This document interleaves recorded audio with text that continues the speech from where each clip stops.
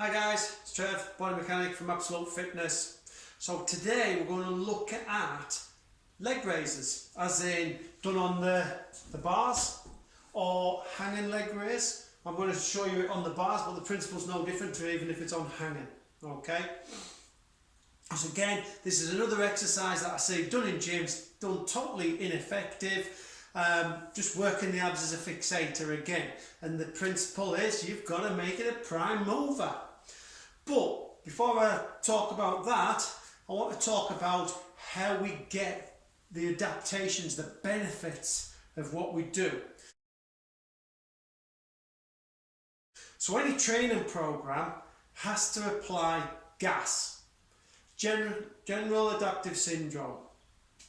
So for GAS to happen, we've got to use the principles of training.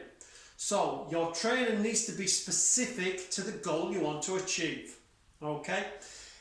If, for instance, I want to build muscle, then the best type of training that I do is working in a hypertrophy style training method. I can fluctuate into strength, I can fluctuate into endurance based, but predominantly I need to be in a hypertrophy rep range to get muscle growth, or the best muscle growth. Likewise, it's no good me going out running if I want to build muscle, and likewise vice versa, it's no good me going a lot of weights, heavy weights, if I want to be a runner. Yeah, so your training needs to be specific to what you want to achieve. The next thing you need to do is make sure you overload the system. So we create a stressor that's greater than what our body is accustomed to. Now, when I spoke about GAS, Generalized Adaptive Syndrome, when we put a stressor on the body which is greater than what we're accustomed to, I'll get a dip in performance. Now, that dip in performance, for instance, could be, let's say I was bench pressing and I can bench press 100k, I want to build up from that, so I put 105k on there. I won't be able to perform as many reps. I put a greater stressor on than my body's accustomed to, so performance dips in that aspect. So it dips, it goes into an alarm phase. And then the body starts to adapt, because the body's a fantastic machine. It starts doing what it needs to do, but only if there's three conditions right.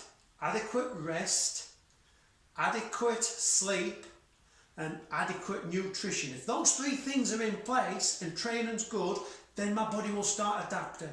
So it'll start creating the adaptations that it needs, the more actin and myosin, the contractile proteins. It'll start trying to get them into the muscles, and that's when we start getting that muscle growth, get an increase in strength and things. Better neural input coming into the muscle. All these things benefit us and make us stronger, bigger. Okay, so the body is adapting to it.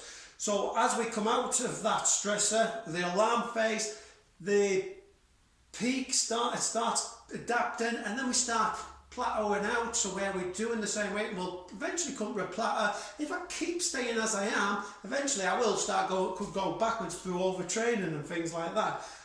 But at this phase now, I need to put a progression into my program. So which is the next training principle. Progression. Once the body has become accustomed to the stressor, if I don't put a new stressor on there, then the body will no longer adapt, and therefore I'll get no more gains. So I have to put different types of stressors in there, but that's a topic for another exercise we're going to look at later in the series. Okay, so generalized adaptive syndrome is caused by your training being specific to what you want to achieve, overloading the system with a stressor that's greater than what your body's accustomed to, because it'll never adapt otherwise, and then applying a progression once your body has become accustomed to it. So we're always progressing. So what we do is we stressor, it comes down, rises, builds, then it comes down again, rises, builds, and that's how we create periodized programs as well, and that'll be another lesson that I'll talk about. Okay, so that's what we need to do to get better. But now we're going to look at the old leg raises done off the bars, which a lot of people do in the gyms. Okay, so I'm going to show you how they do it in the gyms, and then I'm going to show you how I do it to make this muscle the prime mover. Okay.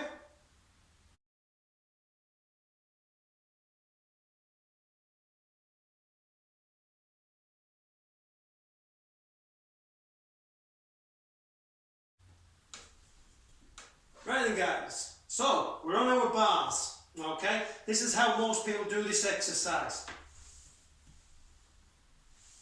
Now that is all hip flexors. My abs are working as a fixator yet again to protect my spine. So we've got to make those abs a prime mover, and I've got to make my hip flexors a fixator. So from there, I'm going to bring the legs up till I can't take them any higher. Doesn't matter if I've got my knees bent, because from that position I'm going to curl the spine. And it's a real small action, and that is crippling my abs. Yeah, that can do that till the cows come home, because my hip flexors are very, very strong, but my abs are working as a fixator. They're in a static contraction, so they're not concentric eccentric, they're just static. Fine, let's do a plank. That's a good static exercise. Yeah, we've got to make it a prime mover. We've got to make it concentric eccentric action, and that way you get the dishboard.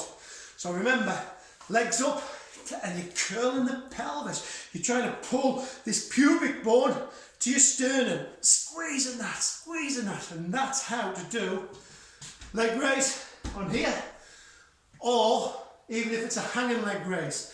Principle is no different. Get the knees up and then try and curl the spine, and that's how you do a good, effective leg raise on there. Okay, but it's not really a leg raise because it's a pelvic tilt. Okay, look forward to seeing you on the next exercise.